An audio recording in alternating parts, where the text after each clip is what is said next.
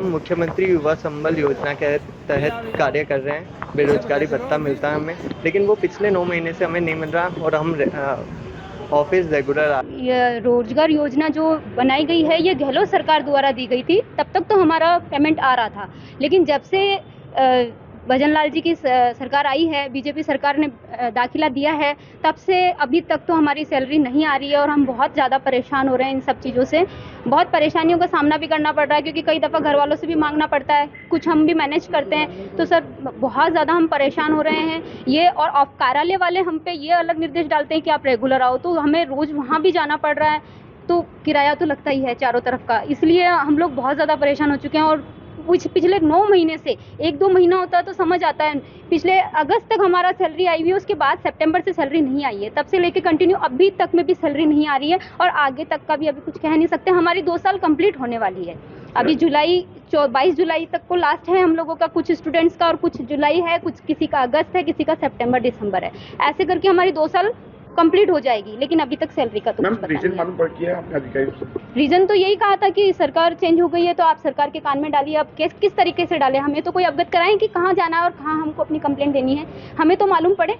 क्योंकि स्टूडेंट्स को, अब सभी स्टूडेंट्स से कोचिंग जाते हैं, पढ़ाई कर रहे हैं, कोई क्या कर रहा है, ग्रेजुएशन होने के बाद ही पढ़ाई खत्म थोड़ी हो जाती है। कंटिन्यू किसी को कुछ ना कुछ करना रहता है, जीवन में अपना भी एक टारगेट है, तो सब अपने टारगेट पे लगे हुए हैं। लेकिन ठीक है, ये पार्ट टाइम जॉब दे रखा था सरकार द्वारा, तो सभी अपना काम करना चाहते थे कि कम से कम सैलरी तो आए, साइड पैसा आएगा तो हम कोचिंग में भरेंगे, हमारी कोचिंग करेंगे। योजना की तहत पाइए ये मुख्यमंत्री युवा संबल योजना 2021 में हमारे अजमेर से तो नहीं कह सकती हूँ, मेरे ऑफिस, हमारे खुद के ऑफिस में तो 20 स्टूडेंट हैं।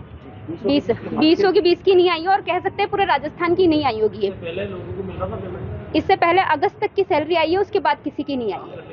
कहाँ निरंतर काम कर रहे थे पिछले, जब से ये योजना बनाई गई है। पहले घर बैठे, पहले शुरुआत की थी 500 रुपये भत्ते से, तब लोगों को घर बैठे 2 साल भुगतान दिया गया है सरकार द्वारा। लेकिन इस साल 2021 से जब हमने कार्य चालू किया है, हम रेगुलर ऑफिस आ रहे हैं, उसके बावजूद भी हमें सैलरी नहीं दी जा रही है। तो अब तो हमारी मांगे रहेगी ना कि अब हम काम कर रहे हैं तो हमें पगार दी जाए हमारी। आपका नाम? जी, मेरा नाम गायत्री, जिला अजमेर से। हम मुख्यमंत्री युवा संबल योजना के तहत कार्य कर रहे हैं। बेरोजगारी भत्ता मिलता है हमें, लेकिन वो पिछले 9 महीने से हमें नहीं मिल रहा और हम ऑफिस रेगुलर आ रहे हैं। हमारे आने जाने का किराया लगता है, तो हमारी पेमेंट बिल्कुल भी नहीं आ रही। इसके तहत हमने आज कलेक्टर मैम को ज्ञापन दिया है कि हमारी पेमेंट किस तहत नहीं आ रही है, जल्दी से जल्दी उस पर कार्रवाई की जाए। भैया कितने वर्कर काम कर रहे हैं वहाँ? हमारे ऑफिस में तो 20 लोग काम करते हैं। वैसे अजमेर में बहुत सारे लोग हैं, फिर राजस्थान में भी हैं, अलग अलग ज़िले में बहुत सारे, तो सबकी पेमेंट ही नहीं आ रही है। करीब क्या सैलरी हुई आपकी? हमारी सैलरी 4000 है।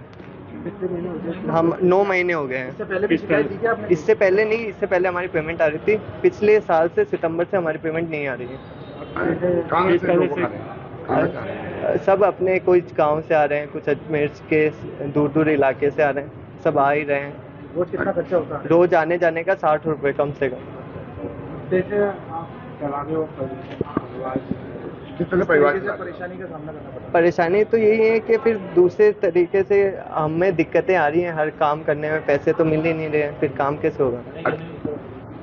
पढ़ाई करने में दिक्कत आती है। अब ये है, पहले तो सरकार बिना काम करे ही पेमेंट दे रही थी, लेकिन इस साल काम कर रहे हैं फिर भी पेमेंट नहीं मिल रही है। क्या तो दिक्कत। आज क्या आश्वासन दिया? मैम ने कहा कि हम बात करेंगे, कार्रवाई आपका करेंगे। नाम?